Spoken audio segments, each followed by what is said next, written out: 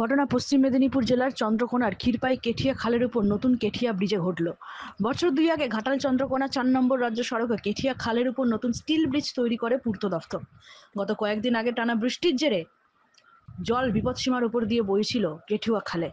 বর্তমানে জল অনেকটা কমতেই কেঠিয়া ব্রিজে এই বিপত্তি দেখা যায়। খালের দুই পাড়ে কংক্রিটের পিলার তৈরি করে স্টিল ব্রিজ নির্মাণ করা হয়। তবে ব্রিজের এক অংশের কংক্রিট পিলারের সাথে সংযোগকারী রাস্তার পিচিং বা গার্ডওয়াল ধসে গিয়ে বিপত্তি হয়। পিলারে একদিকের মাটি ধসে যাওয়ায় আলগা হয়ে গিয়েছে পিলারের সাথে রাস্তার গার্ডওয়ালের অংশ। ধসে যাওয়া জায়গা ঘিরে দিয়ে বাকি জায়গা দিয়ে যান চলাচল হচ্ছে। তবে খবর পেয়েই তড়িঘড়ি ঘটনাস্থল পরিদর্শন করেন পূর্ত দফতরের উচ্চপদস্থ আধিকারিক ও ইঞ্জিনিয়াররা। বিলম্ব না করে তড়িঘড়ি কাঠের বল্লি বালির মোড়া মজুত করে ধসে যাওয়া অংশ মেরামতের কাজ শুরু হয়েছে। তবে স্থানীয়দের দাবি, ব্রিজের সামনে রাস্তার ধারের যে অংশে বড় গর্ত দেখা গেছে সেটা অনেক দিনের। আগেই ওই গর্ত মেরামতের উদ্যোগ নিলে এই ঘটনা ঘটতো না।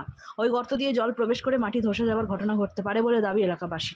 যে আমাদের যা বিপদ ঘটে গেছে, এই তো ধসকে নষ্ট হয়ে গেলে আরেক জায়গা থেকে আরেক জায়গা থেকে অন্য জায়গায় স্থানান্তর হতে পারবো না আমরা। কারো কোনো আকস্মিক দুর্ঘটনা ঘটে গেলেও কোনো বাঁচার কোনো উপায় নাই। যোগাযোগ এত বিচ্ছিন্ন হয়ে গেছে, হয়ে যাবে পোল যদি নষ্ট হয়ে চলে যায়। এই তো সামান্য 2-1 দিনের বন্যা হলো, এটা শুক্রবার রাত থেকে শনিবার অবধি, তাই এই অবস্থা। ভবিষ্যতে কী হবে, আর যদি 2-4 দিন স্থগিত হয়ে যায় তখন কী অবস্থাটা হবে। সরকার পক্ষ উঁকি মেরে দেখুক, এটাই চাইছি আর কি। তবে এই নিয়ে স্থানীয় প্রশাসন থেকে পূর্ত দফতরের ইঞ্জিনিয়ার জানিয়েছে যে আতঙ্কের বা ভয়ের কিছু নেই। ব্রিজের মূল জায়গায় কোথাও ক্ষতি হয়নি।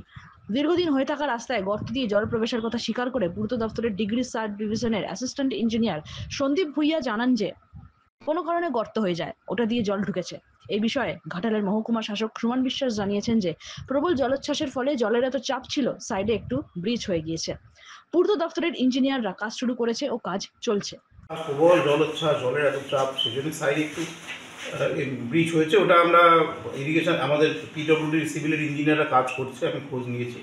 আমি একবার ওখানে স্পটে যাওয়ারও চেষ্টা করবো আজকে।